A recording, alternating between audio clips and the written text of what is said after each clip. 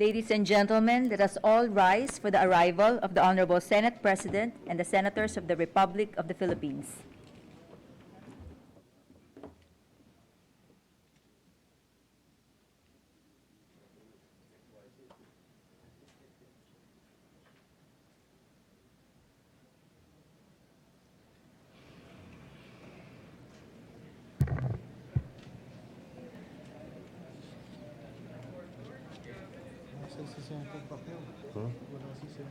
Si Joel, wala rin. 1 minute.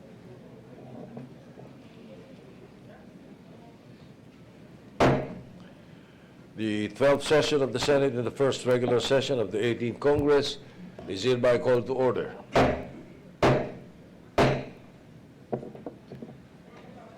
Let us bow our heads and pause for a 1 minute of silent prayer.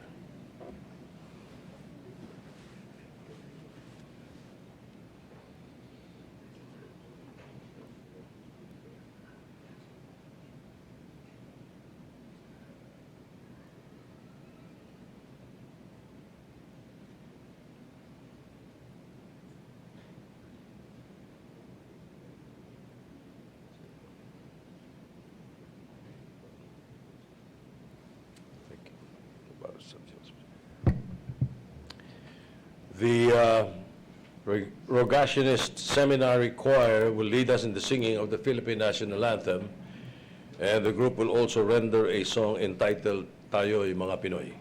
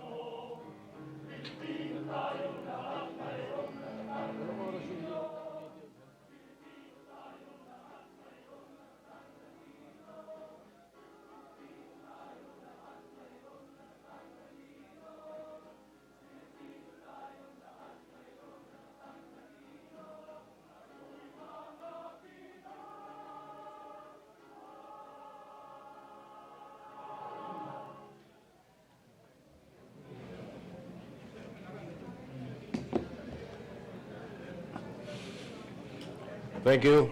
The Rogationist Seminary Choir.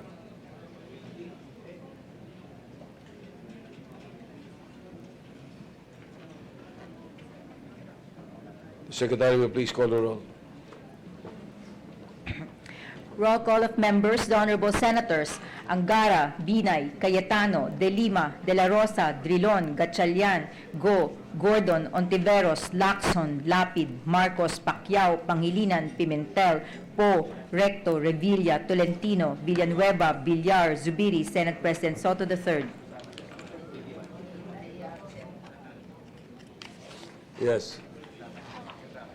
With 21 senators present, the chair declares the presence of a quorum. Majority Leader.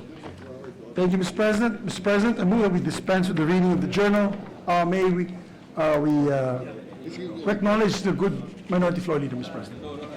The minority leader is recognized before the Yes, entertain the motion. in relation to the motion, Mr. President, before we act on the motion, may we correct certain statements attributed to this representation on page 261, Your Honor, Mr. President. 26. The last page for today's journal, page 261, the right column, the fifth line, starting with the word "the expansion of the coverage," the sixth line of the death penalty in the same way that he was, and a word "opposing" on the seventh line. Can we delete all of that, Mr. President? So that, and then add the following after a penalty on the seventh line, regardless of its coverage, period. So the complete sentence now, Mr. President, will read, at this point, Senator Drilon stated for the record that he would oppose the imposition of the death penalty, reimposition of the death penalty, comma, regardless of its coverage. That's our correction, Mr. President. All right. What does the majority leader say? You have no objection, Mr. President? There's no objection. We include that in the motion for approval. Yes, Mr. So President. the motion is to dispense with the reading and To to dispense with the reading of the approve. journal and but- consider the same as approved with amendments of the distinguished minority floor leader. Yes, and also may we recognize first Senator Tolentino Yes, before recognize we Mr. act on the President. motion. Senator Tolentino. Mr. President, relative to the manifestation of the minority floor leader, I believe this representation made the right term expansion relative to the existing proposals as to the reimposition of the death penalty, Your Honor. But I agree that the word expansion was never mentioned by Senator Drilon. But my manifestation included the word expansion, Mr. President. In your manifestation. All right, we place that on record. So, any Senator Ontiveros recognized. Thank you so much, Mr. President.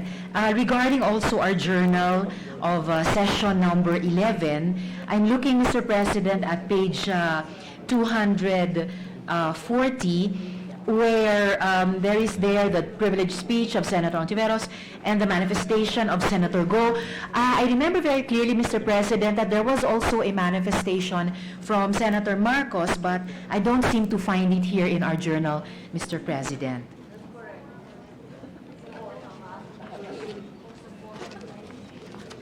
Mr. President, therefore I move to defer so that we can study and No, ask the Secretariat to make sure that the statements made by the Honorable Lady from Ilocos Norte.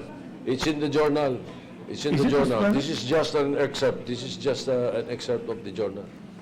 The recorders are telling me that it is in the records.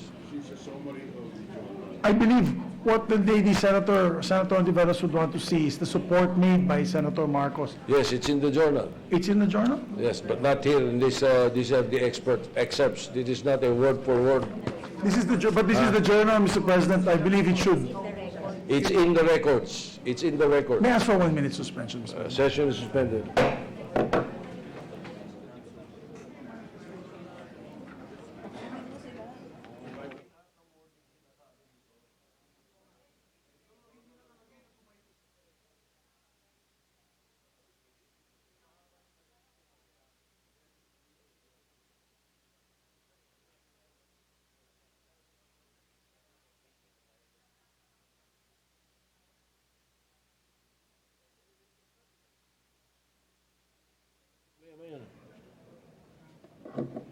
Session resumed.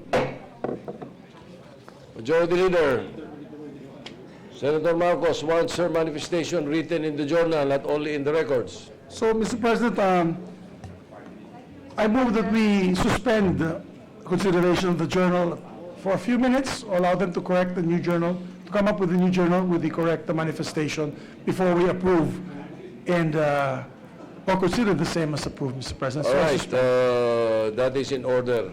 Yes, Mr. A President. motion to suspend is a higher priority than a motion to approve. Yes, Mr. So consideration is suspended. Thank you, Mr. President. Thank you, Mr. President. It's about the LGBT. Mr. President, before we move to other matters, we'd just like to recognize in the gallery, we have with us Mayor Bong Patuan of Datu Hofer, Maguindanao, together with Board Member King Jazel, Mangudadatu of Maguindanao, Mr. President. And we also have in the gallery members of Cooperativa Naton of Iloilo, headed by GM Georgina Basco, that are here with us today. We welcome our guests to the Senate. Thank you, Mr. President. Mr. President, I move for the reference of business. Secretary will proceed with the reference of business. Reference of business.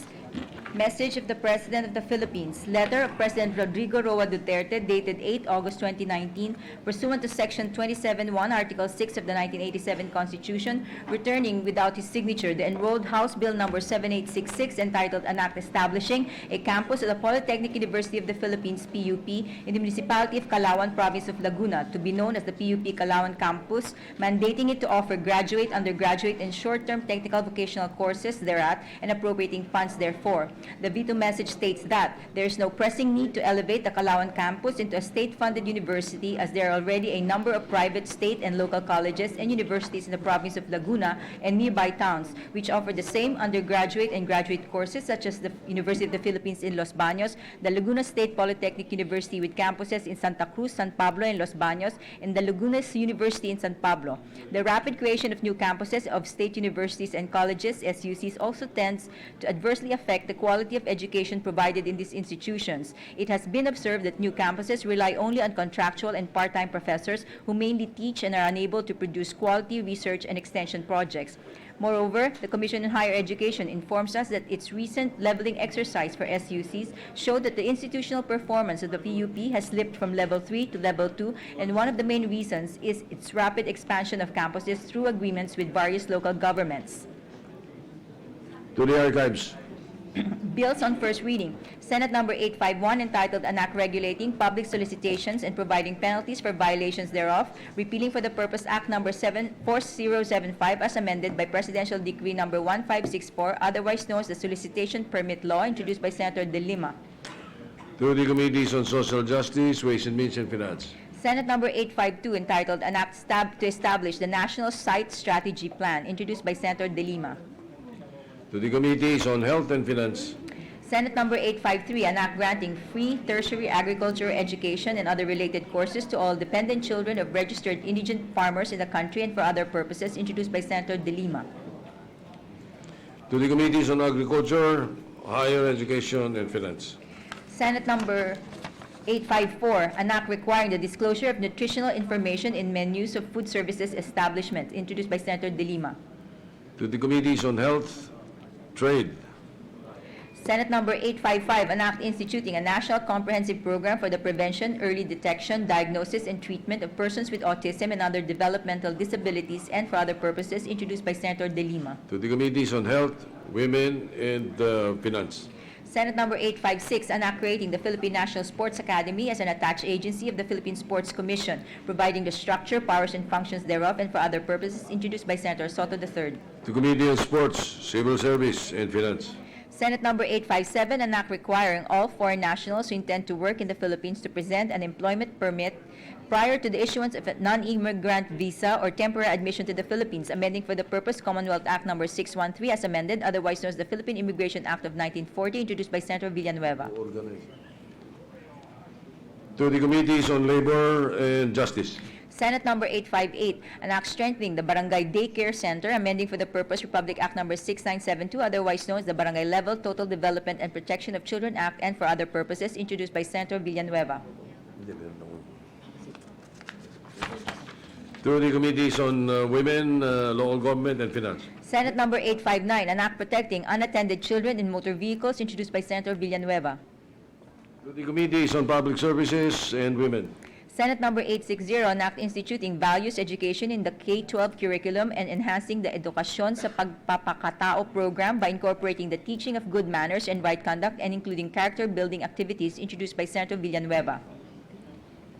To the Committees on Basic Education and Finance.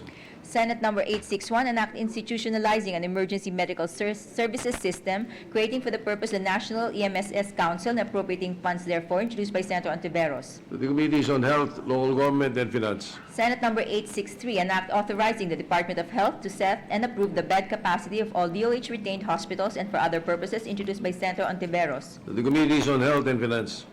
Senate Number 864, an act instituting a policy on blood-borne viral hepatitis testing and screening, introduced by Senator Ontiveros. To the Committee on Health, Labor, and Finance. Senate Number 865, an act providing a fuel subsidy for municipal fisherfolk, appropriating funds therefore and for other purposes, introduced by Senator Poe. To the Committees on Agriculture, Ways and Means, and Finance. Senate Number 866, an act institutionalizing the provision of crop insurance for the fisheries, livestock, and poultry sectors, amending for the purpose Section 1 of Presidential Decree Number 1647 as amended, otherwise known as the revised charter of the Philippine Crop Insurance Corporation Act of 1995, introduced by Senator Poe. To the Committees on Government Corporations, Agriculture, and Finance. Senate Number 867, an act providing for a just and humane public utility vehicle PUV modernization program with transitory assistance and services rendered to PUV drivers, operators, and stakeholders, appropriating funds therefore and for other purposes, introduced by Senator Poe. To the Committees on Public Services and Finance. Senate Number 868, an act to promote fair trade in the oil industry and for other purposes, amending Republic Act Number 8479, otherwise known as the Downstream Oil Deregulation Act of 1998, introduced by Senator Recto. To the Committees on Energy and Trade. Senate Number 869, an act postponing the October 2020 Barangay and Sangguniang Kabataan elections, amending for the purpose Republic Act Number 9164 as amended by Republic Act Number 9340, Republic Act Number 10632, Republic Act Number 10656, and Republic Act Number 10952, and for other purposes, introduced by Senator Binay. To the Committees on Electoral Reforms and Local Government. Senate Number 870, an act urging the planning, evaluation, and promotion of banana for international export, establishing the Banana Export Development Council, and providing funds therefore, introduced by Senator Marcos. To the Committees on Agriculture, Trade, and Finance. Senate Number 871, an act removing height as qualification for personnel, officers, or members of the Philippine National Police, Bureau of Fire Protection, Bureau of Jail Management and Penology, and Bureau of Correction, amending for the purpose Republic Act Number 6975 as amended, Republic Act Number 8551, Republic Act Number 9263, and Republic Act Number 10575, introduced by Senator De La Rosa. To the Committees on Public Order and Justice. Senate Number 872, an act expanding the coverage of the Legal Assistance Fund, amending for the purpose Section 26 of Republic Act Number 8042, otherwise known as the Migrant Workers and Overseas Filipino Act of 1995, as amended, introduced by Senator Binay. To the Committees on Labor and Foreign Relations. Senate Number 873, an act establishing a labeling and nutritional awareness program that requires schools to post nutritional content information regarding food served in their canteens, introduced by Senator Binay. To the Committees on Basic Education and Finance. Health and Demography. Health and Demography. Health. And Finance. Yes, Basic Education, Health, and Finance. Senate Number 874, an act providing for a minimum monthly net take-home pay for all government employees after authorized deductions, introduced by Senator De Lima. To the Committees on Civil Service and Finance. Senate Number 875, an act postponing the May 2020 Barangay and Sangguniang Kabataan elections to May 2021, amending for the purpose Republic Act Number 9164 as amended by Republic Act Numbers 10632, 10656, 10923, and 10952, and for other purposes, introduced by Senator Gatchalian. To the Committees on Electoral Reforms and Local Government.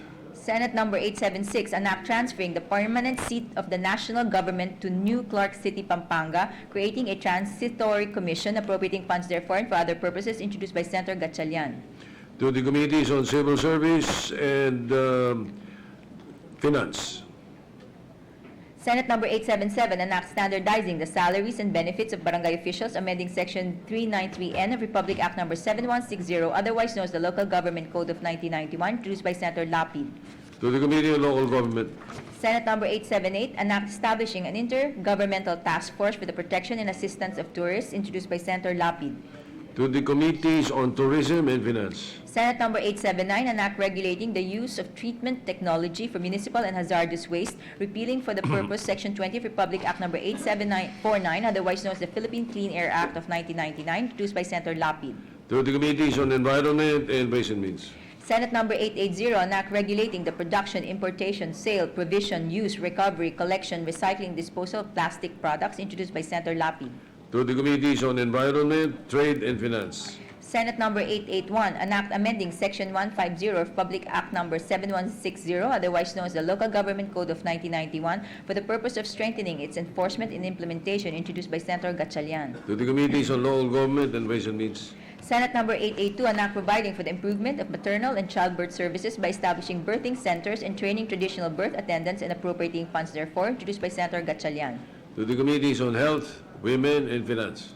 Senate Number 883, an act strengthening the Philippine Crop Insurance Corporation, expanding its powers and activities, increasing its capitalization, and amending for this purpose Presidential Decree Number 1467, entitled Creating the Philippine Crop Insurance Corporation, prescribing its powers and activities, providing for its capitalization and for the required government premium subsidy, and for other purposes and other laws, introduced by Senator Marcos. To the Committees on Government Corporations, Agriculture and Finance. Senate Number 884, an act launching the Young Farmers Challenge Program, planning and evaluating existing related programs with Department of Agriculture, Department of Trade and Industry, National Youth Commission, local government units, as well as other government and rural development efforts, allocating a budget therefore and for other purposes, introduced by Senator Marcos. To the Committees on Youth, Agriculture and Finance. Senate Number 885, an act modernizing the Bureau of Immigration, defining its powers and functions, and for other purposes, introduced by Senator Marcos. To the Committees on Justice, Civil Service and Finance. Senate Number 886, an act instituting a national land use policy, providing the implementing mechanisms therefore and for other purposes, introduced by Senator Villa Jr. To the Committees on Environment, Urban Planning and Finance. Senate Number 887, an act upgrading the position of the Provincial Science and Technology Officer into the Provincial Science and Technology Director in the Department of Science and Technology, amending Republic Act Number 959, appropriating funds therefore and for other purposes, introduced by Senator Revilla Jr. To the Committees on Science and Technology, Civil Service and Finance. Senate Number 888, an act providing for the protection of workers in the business process outsourcing BPO industry, introduced by Senator Revilla Jr. To the Committee on Labor. Senate Number 889, an act reviving the Philippine movie industry by providing incentives to the proprietors, lessees, operators of theaters and cinemas, introduced by Senator Villa Jr. To the Committees on Public Information and Ways and Means. Senate Number 890, an act requiring all branches, subdivisions, instrumentalities, and agencies of the government, including government-owned or controlled corporations or their subsidiaries, to divulge the identity of hired foreign consultants, the nature of their work, and their compensation, perks, and other privileges, and providing penalties in case of violation thereof, introduced by Senator Revilla Jr. To the Committees on Civil Service and Government Corporations. Senate Number 891, an act creating the Aklan Airport Authority and for other purposes, introduced by Senator Revilla Jr. To the Committees on Government Corporations, Public Services, Ways and Means, and Finance. Senate Number 892, an act providing for a Magna Carta for barangays, introduced by Senator Revilla Jr. To the Committees on Local Government, Ways and Means, and Finance. Senate Number 893, an act providing the duties accorded to victims of crimes, defining the duties of responsible officers and providing penalties therefore, introduced by Senator Revilla Jr. Referred to the Committee on Justice. Senate Number 894, an act instituting reforms in real property valuation and assessment in the Philippines, reorganizing the Bureau of Local Government Finance and appropriating funds therefore, introduced by Senator Revilla Jr. To the Committees on Finance, Local Government, and Ways and Means. Senate Number 895, an act establishing a green building standard for government building projects in the country, introduced by Senator Lapid. To the Committees on Environment, Public Works, and Finance. Senate Number 896, an act instituting a national comprehensive program on autism and for other purposes, introduced by Senator Lapid. To the Committees on Health, Women, and Finance. Senate Number 897, an act mandating the institutionalization, development, training, organization, and administration of Basic Reserve Officers Training Corps, ROTC, in grades 11 and 12 in public and private educational institutions, further amending Republic Act Number 7077, otherwise known as the Citizen Armed Force or Armed Forces of the Philippines Reservist Act, as amended by Republic Act Number 9163, otherwise known as the National Service Training Program, and appropriating funds therefore, introduced by Senator Lapid.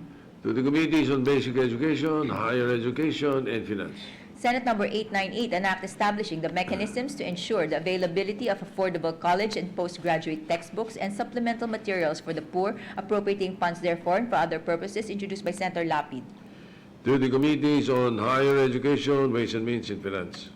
Senate Number 899, an act creating a Cacao Research and Development Center, authorizing the appropriation of funds therefore and for other purposes, introduced by Senator Lapid. To the Committees on Agriculture, Science, Technology, and Finance. Senate Number 900, an act declaring the first Friday of every month as an Earth Hour, introduced by Senator Lapid. To the Committees on Environment and Finance. Senate Number 901, an act establishing an Adopt a Wildlife Species Program, providing incentives therefore and for other purposes, introduced by Senator Lapid. To the Committees on Environment, Ways and Means, and Finance. Senate Number 902, an act requiring multi-hazards maps and flood hazard maps in every local government unit and for other purpose, introduced by Senator Lapid. To the Committees on Environment, Local Government, and Finance. Senate Number 903, an act against the practice of endo and contracting, amending for this purpose Articles 106 to 109, 294 to 296 of and adding a new provision to Presidential Decree Number 442, otherwise known as the Labor Code of the Philippines, as amended, introduced by Senator Ontiveros. To the Committee on Labor.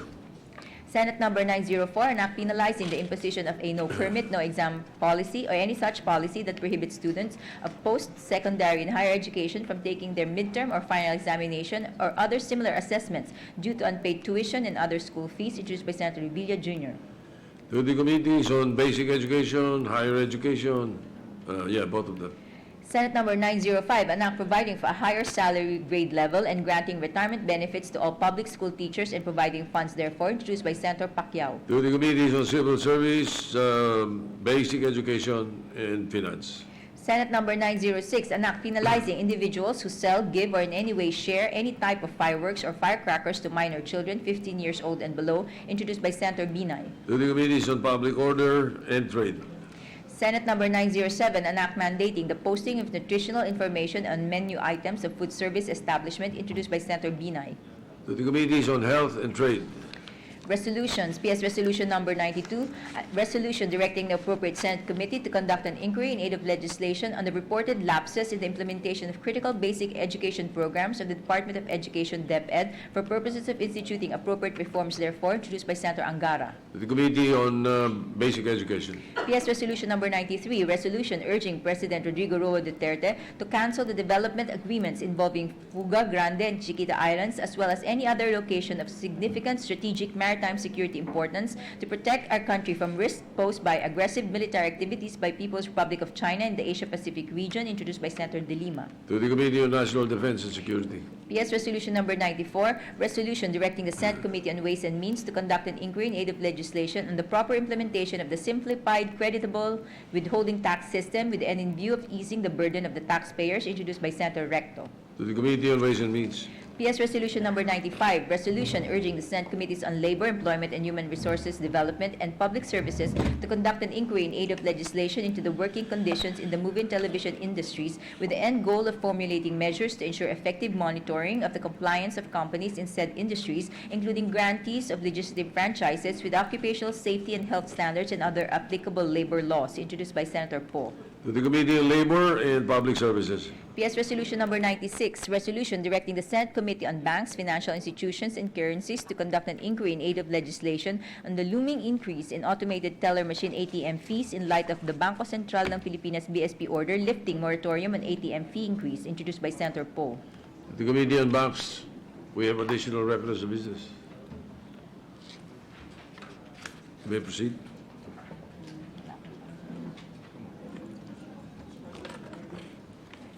Additional reference of business communications, letter from the Office of the President of the Philippines transmitting to the Senate 2 original copies of the following acts which were lapsed into law pursuant to Article 6, Section 27(1) of the Constitution, Republic Act Number 11252, entitled An Act Extending for Another 25 Years the Franchise Granted to RMC Broadcasting Corporation under Republic Act Number 8159, entitled An Act Granting the DXRA RMC Broadcasting Corporation a franchise to construct, establish, operate, and maintain a commercial radio broadcasting station in the Philippines and for other purposes, lapse date 30 March 2019. Republic Act Number 11253, an act extending for another 25 years the franchise granted to Advanced Media Broadcasting System, Inc. under Republic Act Number 8061, entitled An Act Granting the Advanced Media Broadcasting System, Inc., a franchise to construct, install, operate, and maintain radio and television broadcasting stations in the Philippines. Lapse date, 30 March 2019.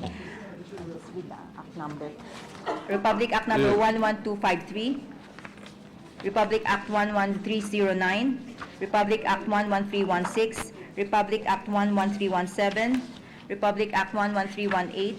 Republic Act 11319, Republic Act 11320, Republic Act 11329, Republic Act 11338, Republic Act 11339, Republic Act 11340, Republic Act 11341, Republic Act 11342, Republic Act 11343, Republic Act 11344, and Republic Act number 11345. Letters from the Office To of the the archives. Letters from the Office of the President of the Philippines transmitting to the Senate 2 original copies of the following Republic Acts which were signed by President Rodrigo Roa Duterte. Republic Act number 11292, Republic Act number 11293, Republic Act number 11298, Republic Act number 11299, Republic Act number 11304, Republic Act number 11312, Republic Act number 11313, Republic Act number 11314, Republic Act number 11315, Republic Act number 11323, Republic Act number 11324, Republic Act number 11325, Republic Act number 11326, Republic Act number 11327, Republic Act number 11332, Republic Act number 11333, Republic Act number 11334, Republic Act number 11335, Republic Act number 11336, Republic Act number 11337, Republic Act 11346, Republic Act number 11347, Republic Act number 11348, Republic Act number 11349, Republic Act number 11350, Republic Act number 11351, Republic Act number 11352, Republic Act number 11353, Republic Act number 11354, Republic Act number 11355, Republic Act number 11356, Republic Act number 11357, Republic Act 11358, Republic Act number 11359, Republic Act number 11360, Republic Act number 11361, Republic Act number 11362, Republic Act number 11363, Republic Act number 11364, Republic Act number 11365, Republic Act number 11366, Republic Act number 11367, Republic Act number 11368, Republic Act number 11369, Republic Act number 11370, Republic Act number 11371, and Republic Act number 11372. To the archives. Majority Leader. Thank you, Mr. President. Mr. President, I move to recognize the distinguished colleague, Senator Pia Cayetano, Compañero Cayetano, to deliver a privileged speech, Mr. President. The distinguished lady from Taguig and Pateros, Senator Pia Cayetano, is recognized.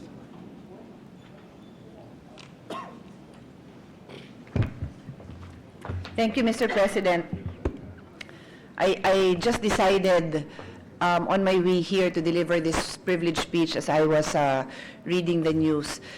It caught my attention that the Department of Health has issued a warning to all of us that we are in danger of losing our polio-free status.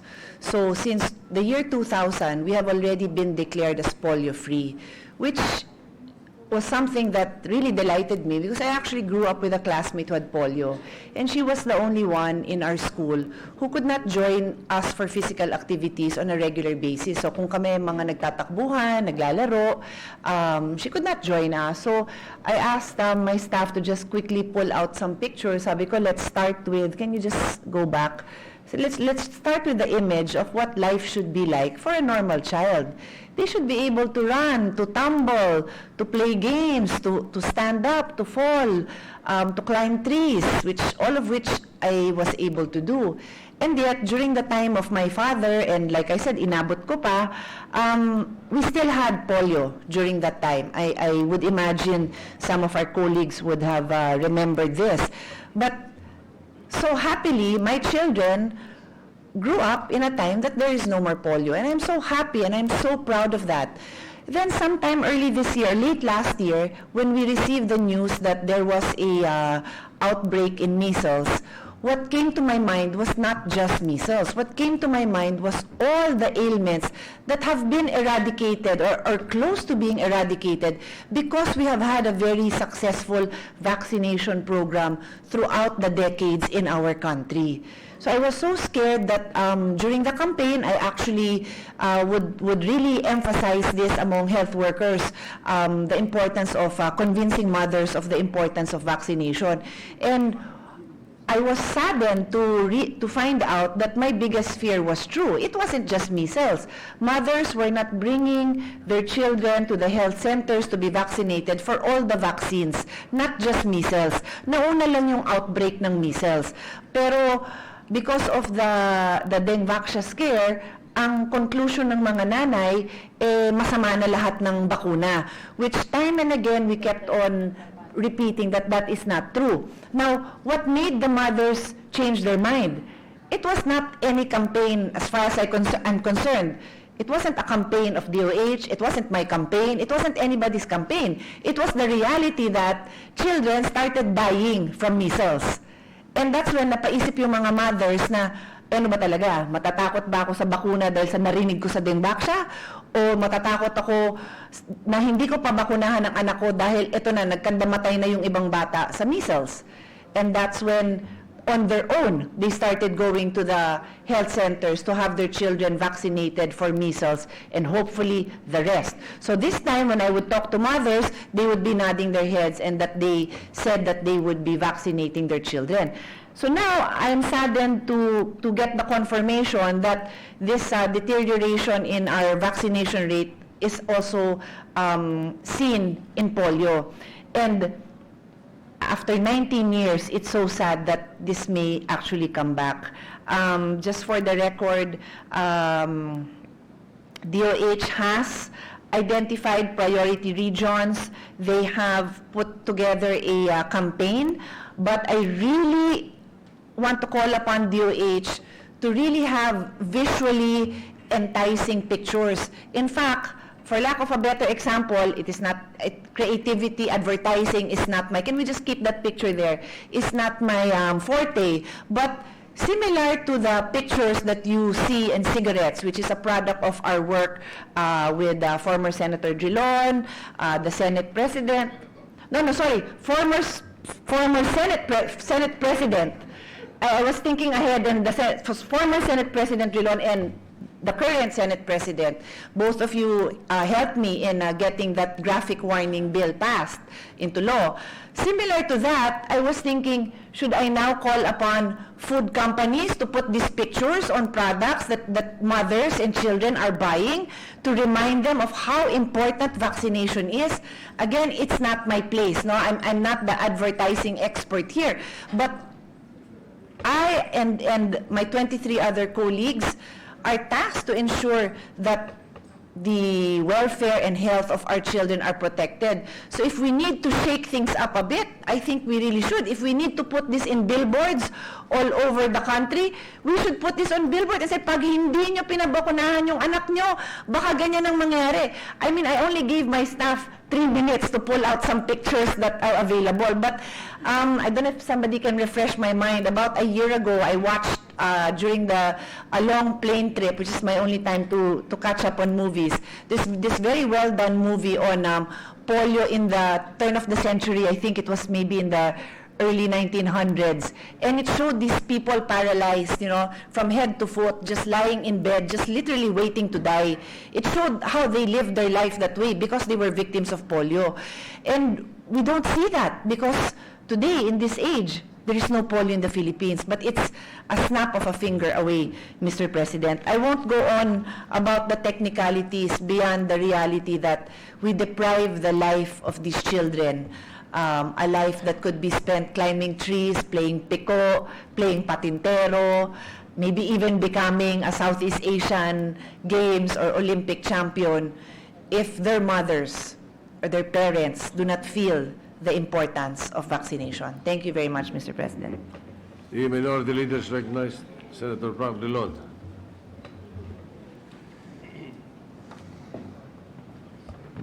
Mr. President, will the good lady from Taguig yield the floor to a few questions. Yes, of course, Mr. President. First, let me congratulate our colleague from Taguig for spreading into the records of the Senate the very dangerous situation that we are in today insofar as our vaccination program is concerned. I guess the first question, Mr. President, is for my information and information of our colleagues, how many illnesses can be prevented by vaccination? You have mentioned polio, Yes, and measles, measles, chickenpox, chickenpox, smallpox, smallpox, hepatitis B, if His Honor would recall, that was also a measure that we passed, Yes. if I'm not mistaken, when you were Senate President. Hepatitis B also has, I think, 3. A lot of them, just for the record also, require more than 1 vaccination. Yes. So the diligence of the parents and the health workers to bring this back. But let me see if that's complete.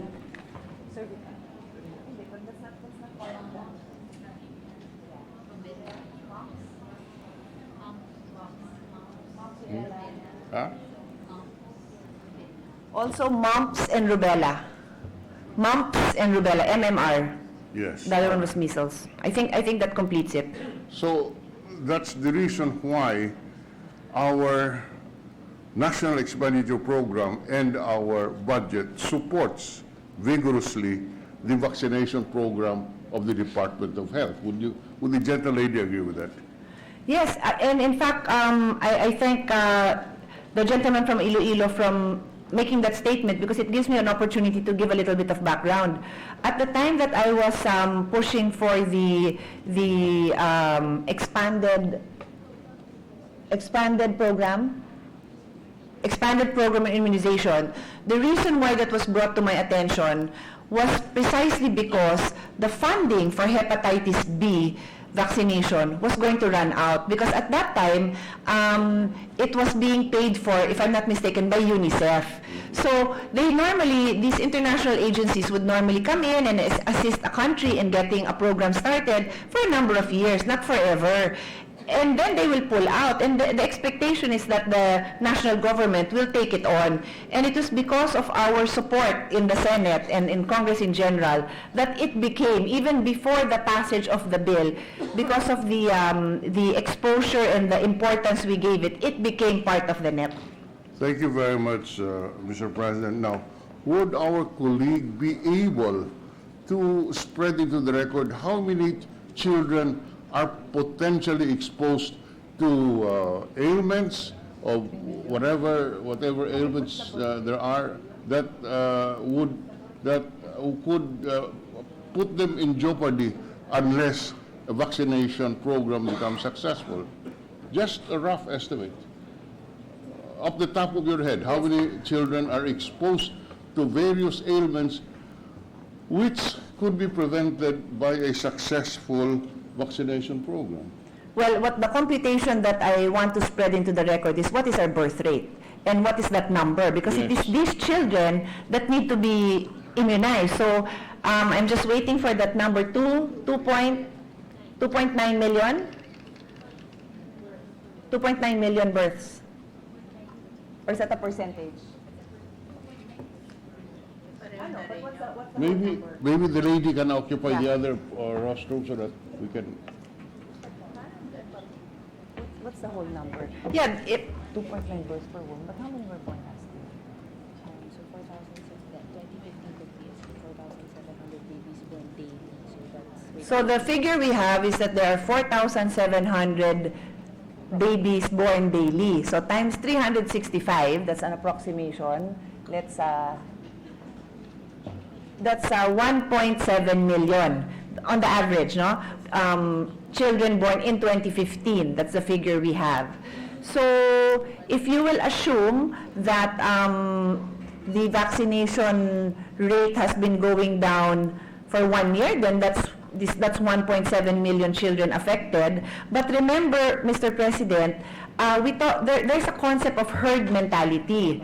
So even if you only have 95% of the population vaccinated, that basically covers 100. That's why they aim for 95% vaccination. It will cover that 0.05 for whatever reason that are not vaccinated. So you now are going to expose older children who have weak immunity systems, who for some reason were not vaccinated, and even elderly. And that's why they were actually, I bumped into people who have relatives who died, men in their 40s. I bumped into 2 people during the campaign, 40-year-old men, otherwise active and healthy, who died of measles because they are now exposed to this.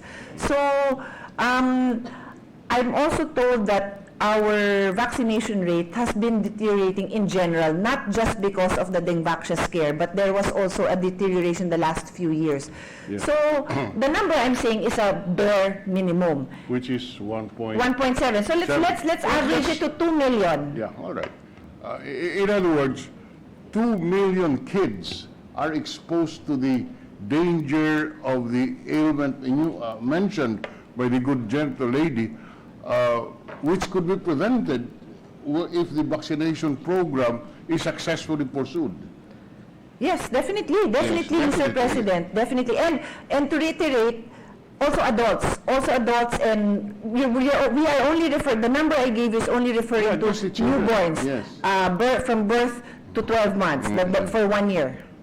Now, how much is the allocation in the budget for our vaccination program? For the current budget, for example?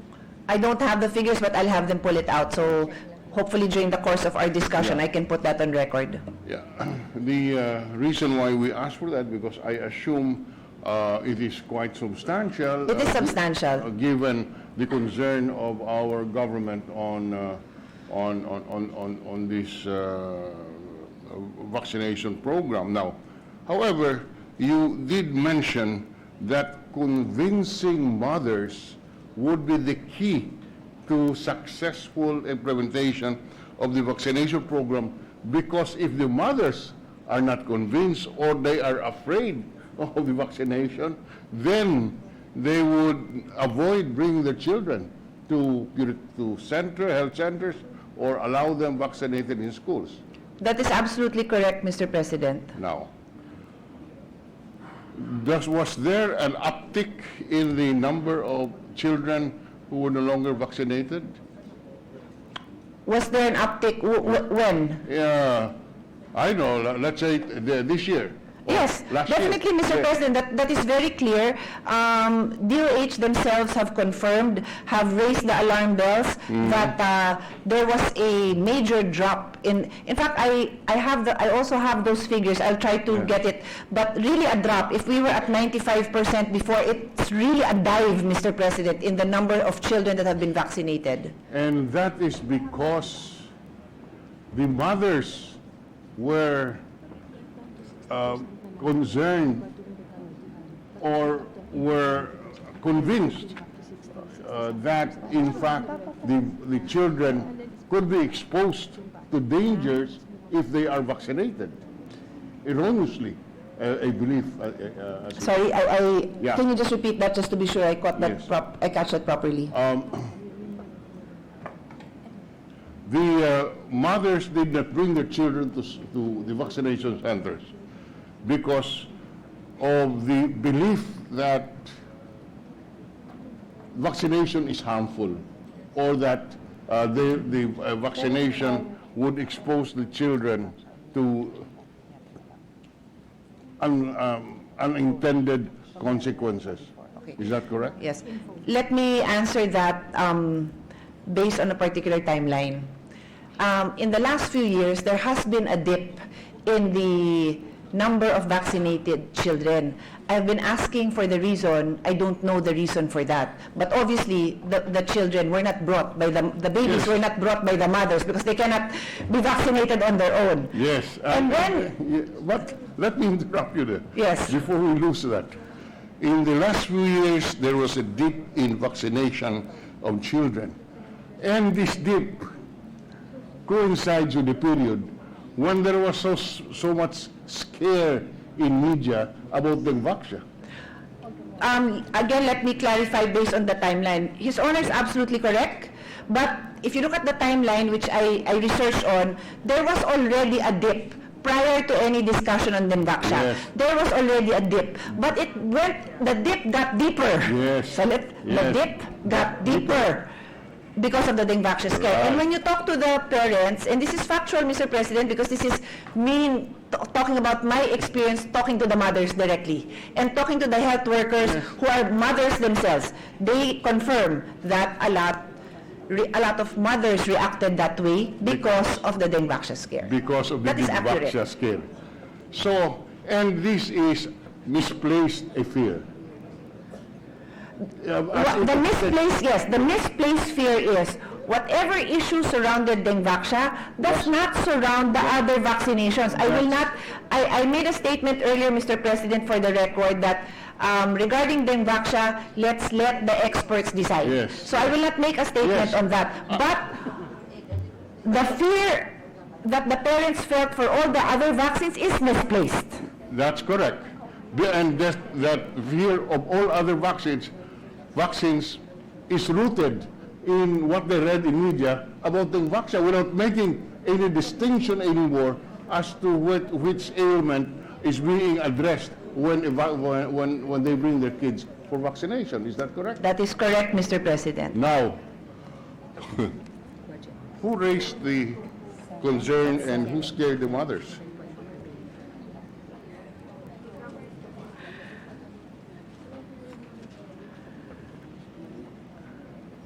I'm trying to think of faces, Mr. President, but I think I will allow history to judge them.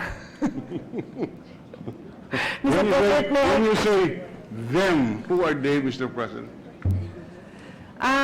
No, I'm thinking in my mind of, no, because as a health advocate, Mr. President, I have to tell you that when this whole Denvaksha incident came about, I was already a step ahead and worried about the effect of, That's correct, yes. of the vaccination. Yes. And in my own little way, I was not in the Senate anymore.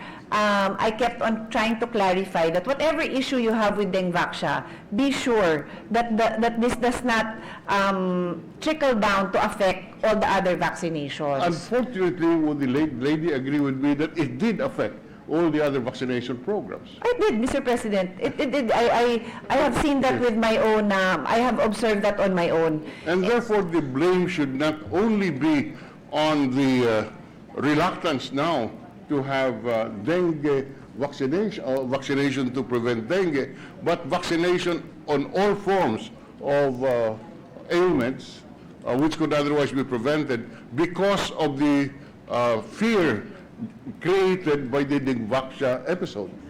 Actually, Mr. President, it just so happened that I was going around the country during the campaign, and I have no other way of putting this, but nanawagan ako at nakiusap ako, pati po sa mga kaibigan natin sa media, na huwag nyo na hong isama ang diskusyon ng Denvaksha kung hindi po tayo eksperto.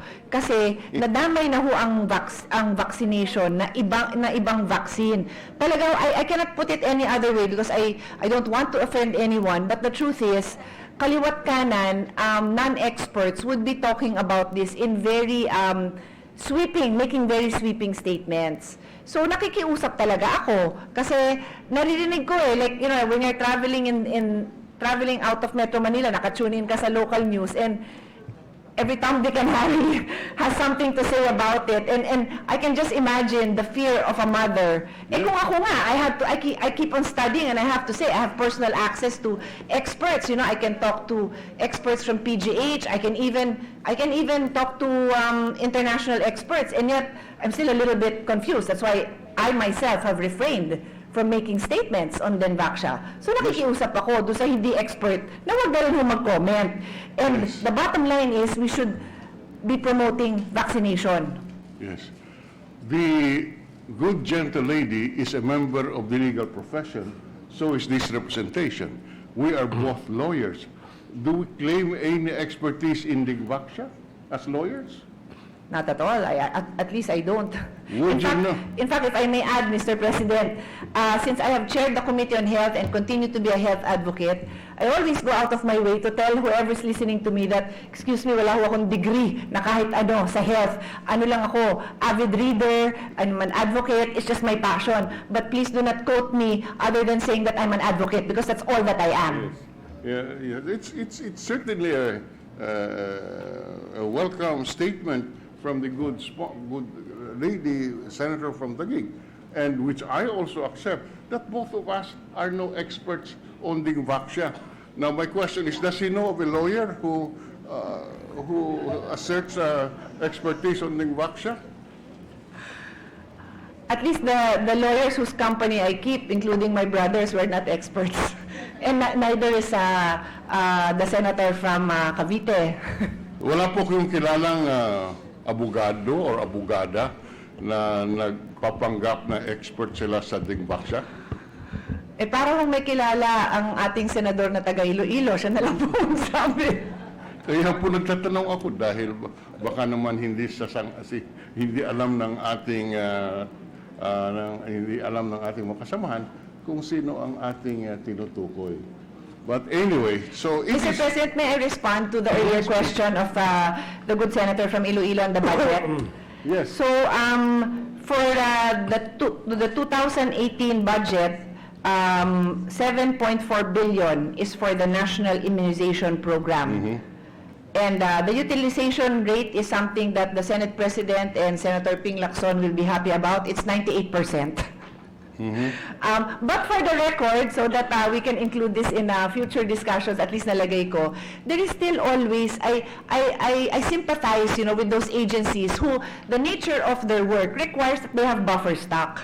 So kung may pailan-ilan na buffer stock po yun, normal po yun. Kasi pag binagyo dun sa isang lugar, kailangan may buffer na dadalhin dun. Ang delikado naman lang naman ho dito is kung yung buffer mo ay mas marami pa dun sa stock mo at nabubulok dun. And at some later time, I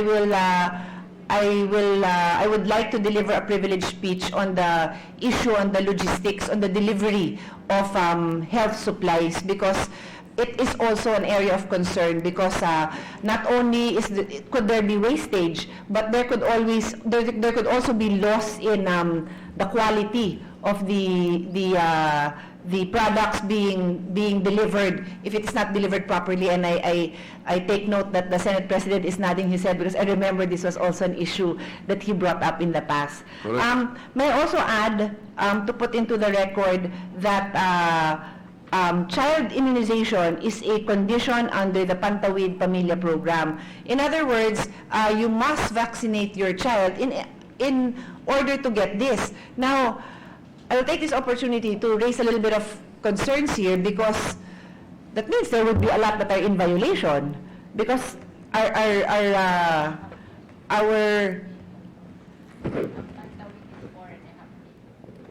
4.5 million families are Senator Cynthia Villar assisted me, and we will put in the record that there are 4.5 million families availing of this. And if they have newborns, 1-year-old toddlers, they should be these children should be getting vaccinated. But I now have my doubts, because if the rate has really dipped, then paano? And so I think this is something that we need to look into. I'd also like to add, Mr. President, on the budget, this is solely the figure that I spread into the record, 7.4 billion, is the budget for the immunization program itself. But For 2018. for 2018, For 2019, it's 7.5. 7.5. So to take into consideration increase in population probably. What is not included here, and I will also ask somebody to try to pull it out, is how much is being spent on health promotion.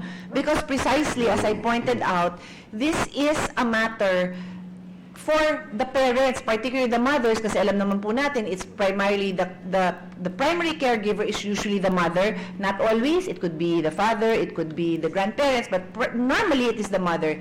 They should be targeted. And I want to know how much is being spent, because in the other committee that I am chairing, Ways and Means, we keep emphasizing that the tax that we are collecting is to support health promotions. And I want to know, where are the health promotions? Because I would be very happy to find out that it's targeted in the province. Wala naman po ako doon, nandito ako sa session hall. Pero sa kakaikot ko during the campaign, I am now looking at the back table at my colleagues here who were with me. Wala naman akong nakita at ewan ko po sa kanila kung may nakita silang maraming mga promotion on the importance of vaccination. I mean, alam ko yung health workers nagsasalita. Pero yung sa radyo, sa posters, nakita ko po doon yung mga mukha po ng kandidato kami. If the Department of Health would use or could have used 20% of their unused medicines, which is worth about 1.4 billion, only 20% of that would be a massive information campaign nationwide. Yes, Mr. President. Sa mga radio, nowadays, it would also be, it would also stimulate the economy because you can hire these young people to create these memes, these infographics in various dialects that the mothers could understand. Malaking bagay na po yun if we would have been able to do it and if we can do that. Mr. President, yes. The good lady from Taguig just mentioned that she pleaded to the non-experts to stop talking about or stop expressing opinions about the vaccine in the course of her campaign. Is that a correct recollection? Is it I correct did. statement? I did actually mention that in some radio interviews locally, and I also made the statement last week.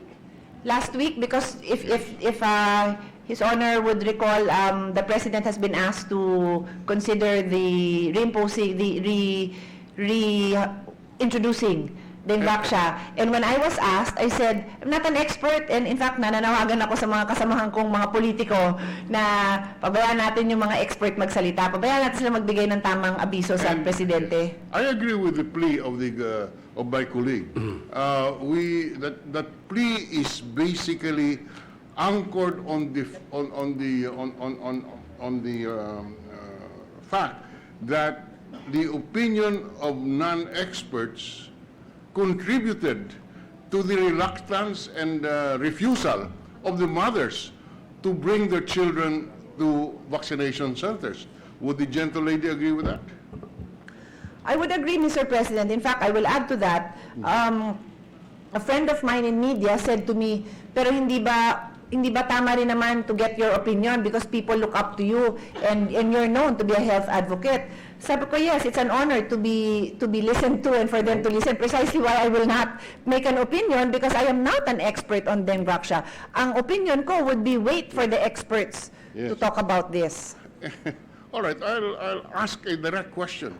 Is the POW chief an expert on dengue vaccine? The POW chief. Yes. Is she a doctor? Is she a doctor, Mr. President? To my knowledge, she's a lawyer and not a physician. Because from my knowledge also, even doctors who are not experts, I would think they would also exercise some caution, no, and really talk to experts in that field. So, short of an expert in that field, personally, and I will, it's my opinion, I would only listen to experts in the field of medicine and in that particular field. In fact, the good chief of the public attorney's office has expressed very strong professional opinions on the connection between dengue vaccine and the deaths that occurred. Is that a correct statement? Would the gentle lady agree with that? I am aware just from the news that she has been in the forefront, no, of litigation cases. I did not really follow it in that much detail because, like I told you, my judgment, my whole concern really was the scare that this would cause on the general importance of vaccination. So it just really bothered me to even get more details on that. And the opinions, would the gentle lady agree that the opinions expressed by Chief Pao Acosta contributed to the scare of the vaccination programs, not only on the vaccine, but all other ailments? I would say, Mr. President, that statements by anyone who's a non-expert, including media personalities, including politicians, who are not experts, non-experts nga, all contributed. They all contributed to But, the scare. yeah. And a further misunderstanding of the importance of vaccination in general. Yes, yes. All right. And having said that, would the lady agree with me that there could be some liability on the part of the non-experts who caused the fear in the minds of the mothers for what had happened to the vaccination program? Well, Mr. President, I would prefer that my privileged speech is remembered for my call to action on the importance of vaccination rather than the liabilities of non-experts. So I would prefer not to.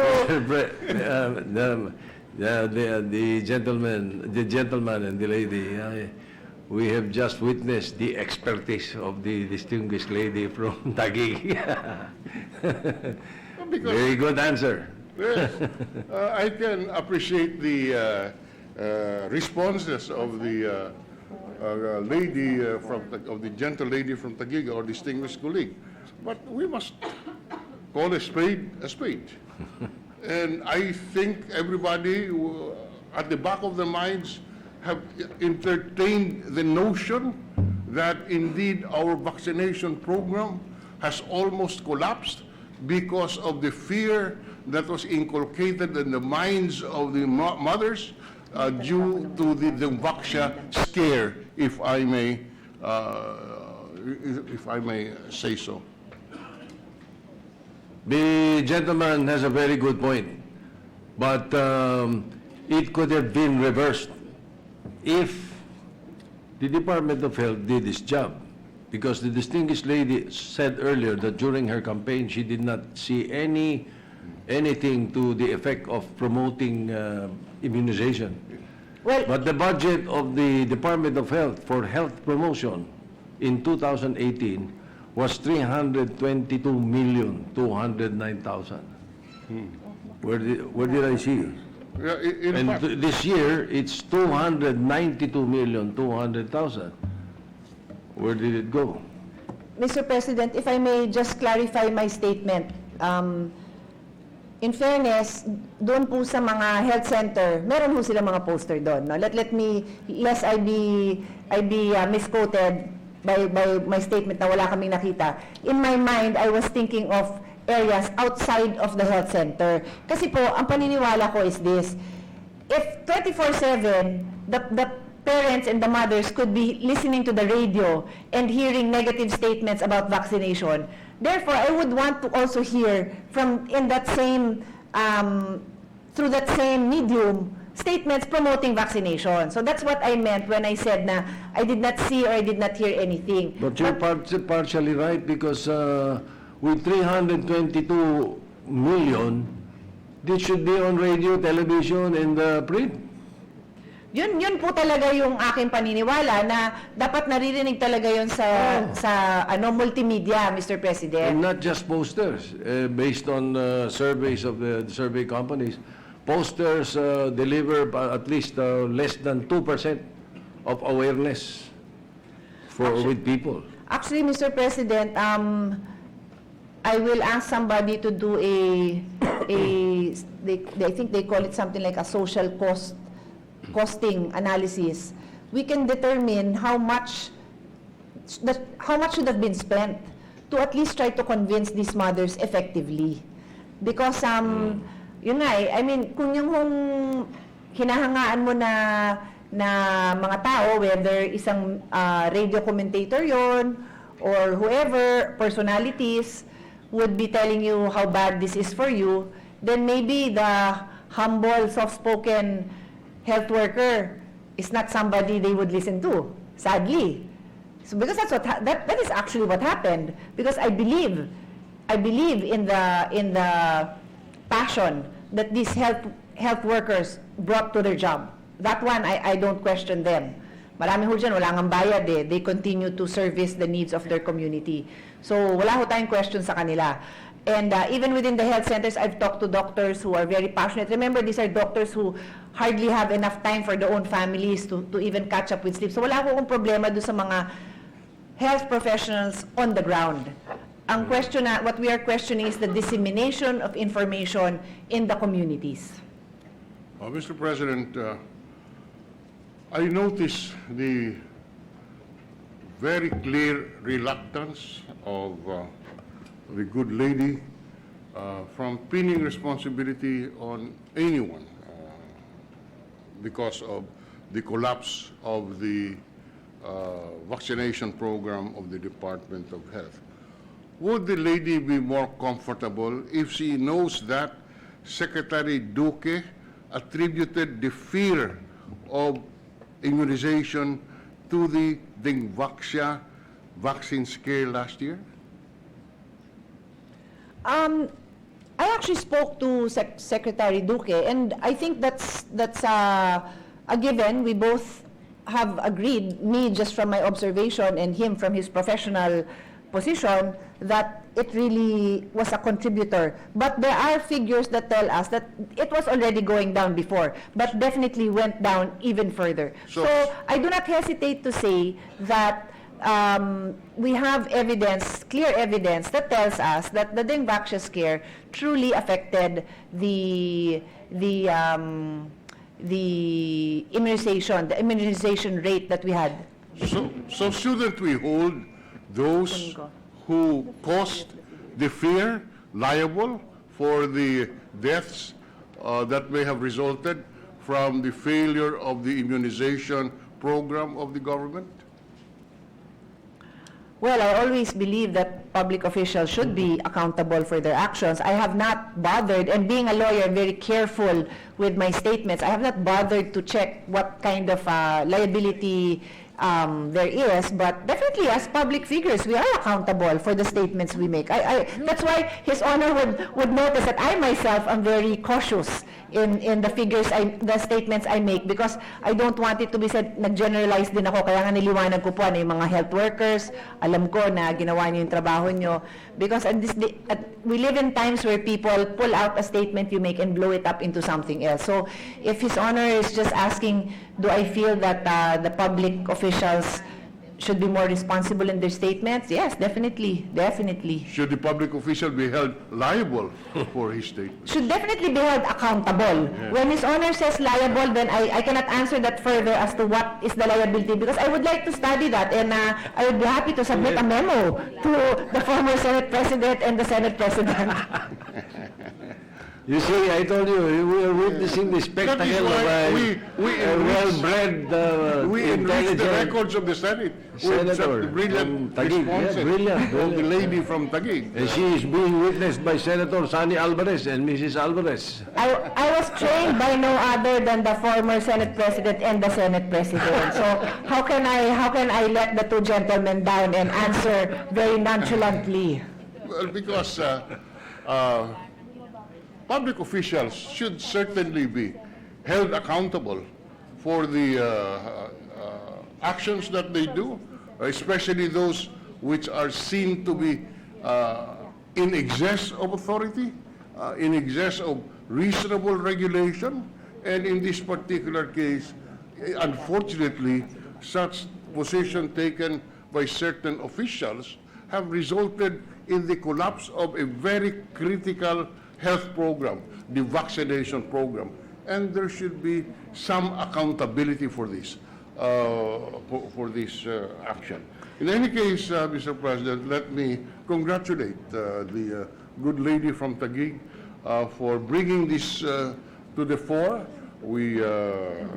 I think this is the first time that this kind of an issue is brought on this chamber, and we do hope that this will open the eyes of our bureaucrats, that we should be conscious of the effects of our statements, the effects of our action, because it can cause extensive damage to our people as in this particular case, the fear created by the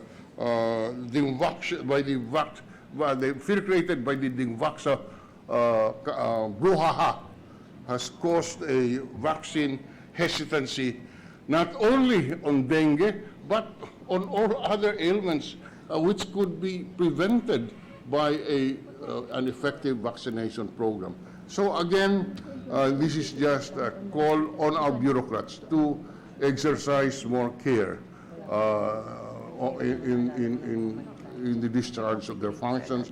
And if this debate for the last 30 minutes could bring that message across, I think we have well spent the time of the Senate on this matter. Thank you very much, Mr. President. Let me extend my profuse appreciation to the gentle lady from Taguig for taking up this issue on the floor. Thank you very much. Mr. President, Thank you. allow me to respond and also thank the gentleman, of course. When he was asking me about liability, in my mind, and this is more creative thinking rather than legal thinking, I was thinking we do have a crime where it is penalized.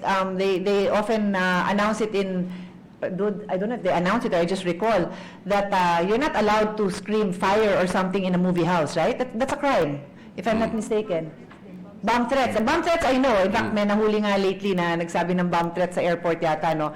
But parang sa movie house, bawal din yun. So to liken that, you know, if it is not allowed, if it is a crime to scare 300 people watching a movie, what more to scare? To scare mothers who are giving birth to millions and millions of children every year. There is really something there that we should ponder upon. I would be happy to support a measure. In fact, to take it even a step further, in the interest of public health, the state can intervene and even withhold personal rights. Well, I will take that as a yes because the gentleman is no longer standing there. No? But we studied this in law school, that public health allows the state to intervene.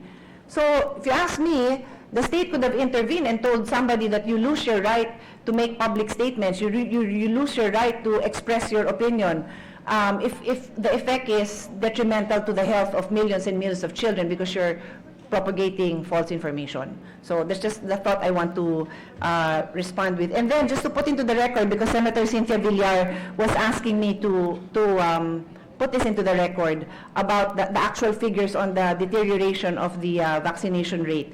So in 2014, it was 75%. In 2015, 69.9, so 70. In 2016, about the same, roughly 70%. In 2017, 67%. And then in 2018, it dropped to 39.7%. A huge drop, Mr. President. So I'm also trying to, I mean, just for my own information, I wanted to go back further, but the information we pulled out just now doesn't have it. I'll put it into the record another day. I wanted to see what it was in 2010, in 2011, because we're supposed to be at 90+%. So even as early as 2014, you know, we should be calling to task our Department of Health in why this had gone down at that time. But we can definitely correlate the Dengvaxia with the numbers that we are seeing in 2018. Thank you, Mr. President. Yes, and when your speech is referred to the Committee on Health, we hope that the budget, the health promotion budget of 322 million and 292 million should be well explained. So, Majority Leader. Thank you very much, Mr. President. Mr. President, I congratulate the lady senator from Taguig for her speech. It's very timely. She's absolutely correct. There's a drop in parents bringing their children for vaccination, which is very dangerous. In the United States, Mr. President, there's been it's already been an epidemic status in certain states. And she's absolutely correct, Mr. President. She can actually, the state can intervene. As a matter of fact, there are certain schools, like for example, Xavier School in San Juan. My son is applying there as kindergarten student. He is not allowed he cannot apply, he cannot enter the school without showing certification on the vaccination of all these diseases, so that it does not spread also to other children. I mean, these are interventions that I believe through legislation we can do to further strengthen the vaccination program. So I am with the lady Senator Taguig and the good minority floor leader that we should really push the continuation of this vaccination program, and to also remind their colleagues in government not to scare individuals, families, parents, and children about the need for vaccination, Mr. President. So I would like to refer the lady's speech, Madam President, Mr. President, to the Committee on Health. I so move, Mr. President. Any objection? Hearing none, so referred. Mr. President, we are here today, we have colleagues here today, former Senator Harrison Alvarez and former NCCA Chairperson Cecile Guidote Alvarez are with us. Yes, As you mentioned earlier, Mr. we President. welcome them again to the Senate. We also have Punong Barangays of Virac, Catanduanes, headed by ABC President Hazel Isidro, and former board member Jardine Wong is here with us as well. Yeah. Yeah, welcome to the Senate. Mr. President, I move that we suspend for 1 Senate minute, Mr. President. Hearing no objection, the session is suspended for 1 Senate minute.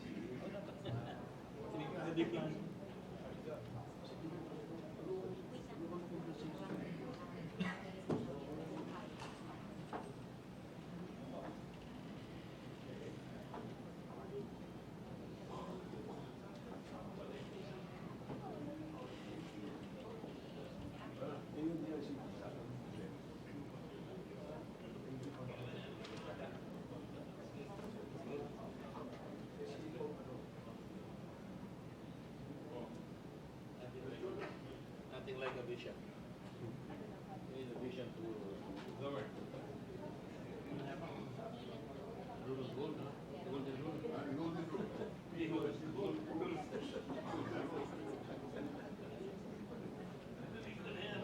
Sa'yo pala galing yun.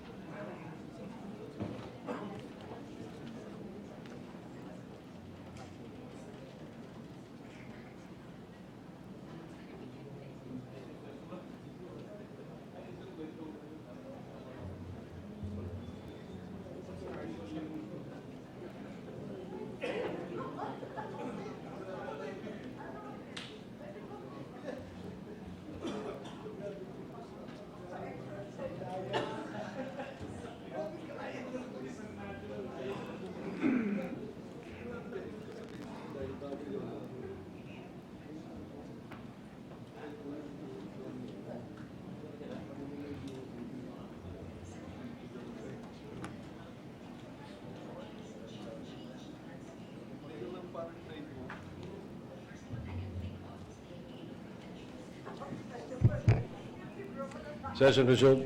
Thank you, Mr. President. Mr. President, we are blessed with the presence of the members of the Philippine Arnis team, headed by our coach, Richard Geraglago, and they're here on the right side with their uniform. They'll compete with, of course, they're our team for the SEA Games, Southeast Asian Games, and they'll be competing next week in the International Martial Arts Contest or Festival in Chungju, South Korea. I happen to be the head of the NSA, Mr. President. We're very proud of this team. We welcome them to the Senate. Thank you, Mr. President. I was told also by Senator Gordon that he was an Arnis practitioner when he was younger. Hindi ko alam kung sino. Ang nag-train sa kanya, asawa niya, si Tita Ninang Kate Gordon. Paano umira? Mr. President, some housekeeping matters before we adjourn. Mr. President, I move to elect Senator Amy Marcos, Vice Senator Francis Tolentino as members of the Committee on Ways and Means. This has the concurrence of both members. Any objection? Hearing none, so elected. Mr. President, I would like to also manifest that Senator Sonny Angara and Senator Sherwin Gatchalian are designated as Vice Chairman of the Committee on Economic Affairs, headed by Senator Marcos. It also concurred by the Honorable Chairperson. Any objection? Hearing none, so elected. With that, Mr. President, I move that we adjourn session until 3 o'clock in the afternoon, Tuesday, August 20, 2019. I so move. Any objection? Chair hears none. Session is adjourned until 3 o'clock in the afternoon of Tuesday, August 20, 2019.